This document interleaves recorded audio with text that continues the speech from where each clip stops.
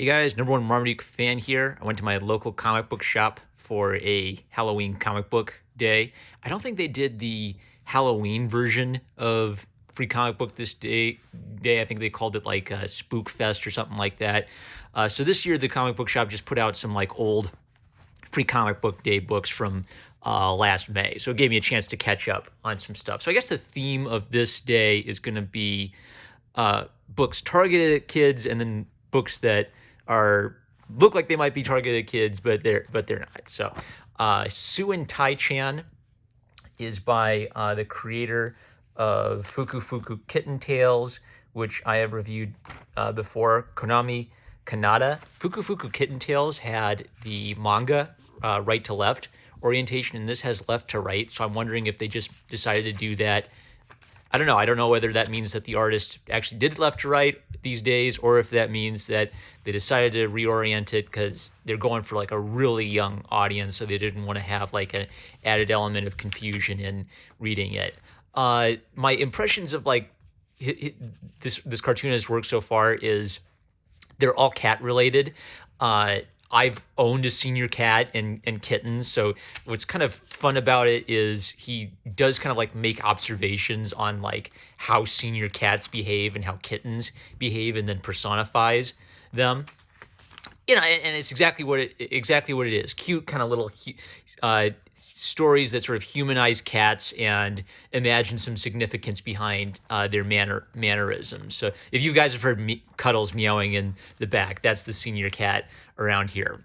It's completely appropriate for all ages. I even like little details, like there's a different drawing style between the senior cat and the kitten. I don't know what the decision is behind the orientation, whether that was the artist's decisions or the English editor's decision, but it looks fine. If you like cats, you're going to like it. I think that I want to get this guy's name. Konami Kanata adds like a lot of charm and humor, even if you're not the biggest cat person. There's just like a sweetness to it. Investi-Gators by John Patrick Green. It's Melon and Brash, and I kind of had their names down by the end of it. I like the little details, like there's some slightly different color and some slightly different face shapes to help distinguish them. They're still pretty similar character. I guess they kind of work as a duo though, so it's nice if a duo have like a strong, I don't know, visual relation between them. Green has some like sweet comments on like his inspiration, like how he got into comics. Comics have been my absolute favorite way to tell stories since discovering them in the newspaper as a kid. I've been creating comics for a long time, but Investi-Gators is closest to the kind I made when I was 11 years old. He even kind of like tells stories about how he would photocopy them as a kid and sell them to kids at school for their lunch money. So this, I would say, it's kind of in the genre of Captain Underpants, where you just like, you have some like fun cartoony heroes who go on spy adventures, right? And then there's some like interesting stuff. There's a lot of punny humor, or they work for a spy agency, so everything has to have a cool acronym that spells out something detailed. So the villain is Crocodile, like crocodile. But then he has like this really interesting thing where he's been turned into a cracker, and he's basically a cripple. He can't move, or he can't get wet, or he'll die instantly. So he's a very physically non-threatening villain, and you kind of wonder, well, why does he need to get revenge? Who did this to him? It's kind of like a tragic, horrible situation to find yourself in. And then all of kind of like the silly spy humor is underscored with like about a gag a page that I think kids would get a kick out of it. It doesn't push far beyond kind of like funny like puns and such, but there is some personality-based humor of the back and forth between kind of like a younger and naiver Mango and a more mature and by the books Brash. So fun little sort of James Bond parody. Owly the Way Home by Andy Runton has a really nice ink brush technique throughout, including for the wording, the speech bubbles, and the panels. So it gives it a really nice overall look. It's kind of like a simple, sad story of like an owl who wants to make friends, but all the animals are afraid of him and run away. And there's also a kind of neat convention of silent moments. So Runton knows that in comics you can use visuals to tell a lot of the story. And then Owly himself speaks in pictograms, which is a technique I've seen used in Black Ops USA GI. It's just a nice little comic-specific convention where they relate a story, but rather than verbally tell it all, they just, a picture is worth 1,000 words, basically. And there's even like a whole page devoted to that. So that's pretty clever. I think it'd be like a good little comic to kind of introduce to kids the idea of reading pictures in a comic format. And Only a Matter of Space-Time is by Jeffrey Brown. I met him once at like a zine festival. Seemed like a nice guy. I bought a few of his zines. This is another thing where it's kind of like he's rewinding back in time to when he was a kid and liked to tell stories about aliens. So they're aliens, they're here, but they're kind of goofy and they're kind of well-meaning, and they just want to show up and say hi, and they troll the government by saying, hey, we don't care about you adults. We're going to let the kids be astronauts. So they have a little kid astronaut training program, and they set up like some robots and aliens on Mars who I'm guessing the kids are going to grow up and meet. And there's also this thing like the two kids who are going to go on the adventure are kind of like the two class clowns. Like really, they're the ones who are going to be the astronauts. That's classic. And there's a lot of really nice details about, you know, how the robots work, all the like how all their, you know, how they do tasks, all kind of cool like engineering details, like how their hands work. And then he does this really cool thing where he shows you like a comic from his early childhood that actually became loose inspiration for this, and tells you a little bit about the origin story of the series. It actually started as a series of t-shirts. It would have been nice to show the shirt so I could have like seen some of the art that inspired that, but they do have some like, I guess, bonus illustrations. I'm guessing Jeffrey Brown did these as well. So it seems like, you know, a perfectly fun, like escapist. Hey, little kids love astronauts, so it's little kids who get to have kind of like the child's fantasy of going on an astronaut adventure, where the humor comes from the fact that the aliens are sort of like nodding and winking about the absurdity of the whole thing, as they describe it. They just want to make the adults jealous.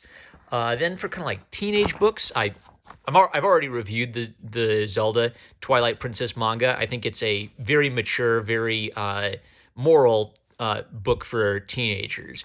And then there's like little, what would it be called? I think it's called like 4-Koma gag manga with the Splatoon characters. So, you know, just sort of straight, what would it be like? Sort of Japanese comedy duo, straight man and the idiot.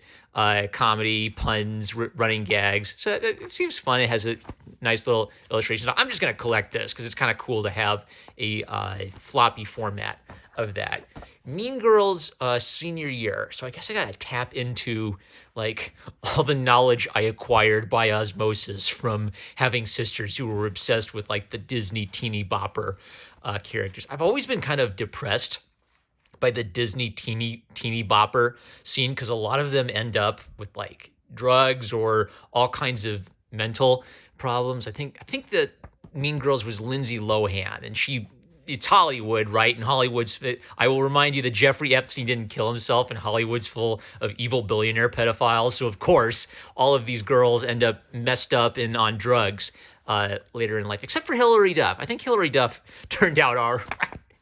Well, now I got it. Okay. There's. I think Hilary Duff is the actress, not the character. Yeah, that's right. She played Lindsay McGuire. I think Hilary Duff, the actress, played Lindsay McGuire. That was one of the teeny boppers, and she's not famous now because she had a normal life.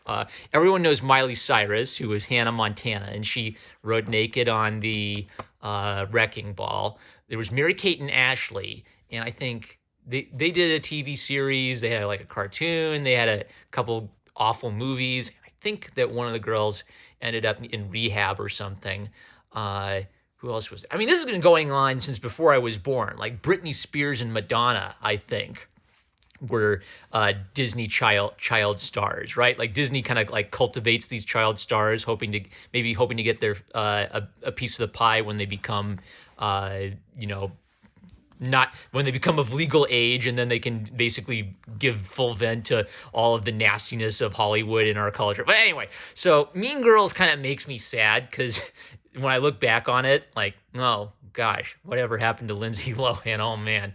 But my memory of it from distant years past is it was kind of a comedic send-up of nasty girl high school politics, where the plastics are the alpha B words at school. They're nasty to everybody. They're queens. They dress perfectly. They look perfectly. They sort of rule the school with an iron fist. And Lindsay Lohan's character Cassie is a art nerd who first joins up with the plastics, and then she kind of participates in the mean girl behavior. Then I think by the end she decides to swear off that. She escapes from the clutches of the evil, I guess, Karen. There's a character named Karen, but there's a character in it who's like symbolizes the meme of Karen. She gets away from it and she joins her nerdy art friends, and she's happy at the end. So senior year, most of these are just previews.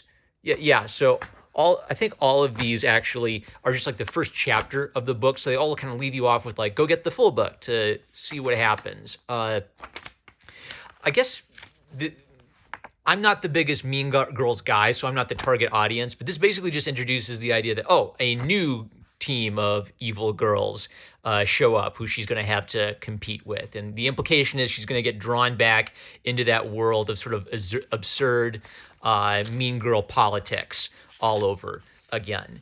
I guess my problem with this book is I'm not quite sure who it's for. My guess is it's going to be for older millennials who remember the movie. It's drawn in, what would this be? I wouldn't call this Tumblr style, because I think Tumblr style has like the red noses. This is a little bit more like a mashup Western cartoon anime style, but I don't feel like the two styles are working together that well. Like it's got like the big eyes from manga, but I feel like in sort of natural manga artists tend to, I don't know, they use the abstract elements in a way where it feels abstract, it feels cartoony, and this is maybe in a bit of an uncanny valley where it's not quite realistic, it's not quite cartoony, but it's serviceable. And I think that's something to consider. Is it does that? It's kind of cute. It's kind of pleasant. I think it does the job for exactly what it's supposed to be doing. The gags are mostly kind of like high schoolers, I don't know, saying silly things or making wry comments about it all. And then there are a couple like really specific sex education gags, which I remember being a thing in the movie. It's kind of like raising the question of like who is this for? So teen book, I guess this would be the equivalent of a PG-13 movie. I don't get the comics rating system. They rate books like Moon Girl and Devil Dinosaur for teens, which means that's basically Marvel writing for young kids. Yet this is rated for teen, but I would say like, I don't know, I wouldn't give this to an impressionable 13-year-old. I would say, I feel like it's in the context of making fun of high school sexual politics. So in that context, it's realistic because sexual politics goes on in real high school. So if you do a high school drama, you're going to have some of that. I just feel like there's maybe a disconnect where this looks like a little kid book. It ain't a little kid's book. Not evil. I'm not going to rip it. Just, I don't know. Find an audience. Either reformat Mean Girls for a younger reader audience, or I don't know, go a little hardcore on this and go for an older. Decide who your audience is. If you're going for that older reader audience, go hard for it. All right. So not my favorite book. I ain't ripping it. That's it. I think I'm gonna keep this one in my collection, and the rest are gonna be donated to the Little Free Library. That's it. I'm #1 Marmaduke fan. I love you guys.